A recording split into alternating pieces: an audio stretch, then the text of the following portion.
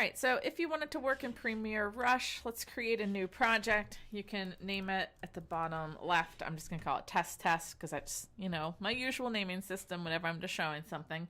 But as usual, name it whatever the project is that you are working on.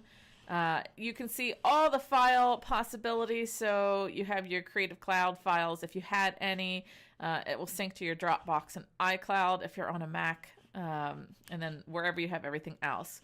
I have the Pexels video on my desktop, so I want the first clip and the second clip, and go ahead and click Create. It's going to prepare the media. This part might take a while depending on how many clips you have selected for the project. All right, so it's going to have some sound. We don't want to hear the sound, so while that's selected, we have all of our commands over here on the right. So we have titles, transitions, colors, and our audio. So let's click on audio and mute this clip, and click on this one and mute that clip. We will be getting into sounds, music, etc. after we get through the next two projects. But for now, let's just turn that audio off so that we can just focus, on the transitions and the story. You can, because we had that weird transition, we can drag that in a little bit if you wanted, and this is pretty long. Let's trim some of this off also. Our last video was around 16 seconds, so let's just do the same thing with this one.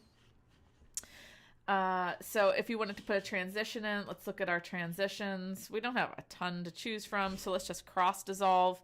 It gets dumped in the middle. All right, and then it can do its cross dissolve thing.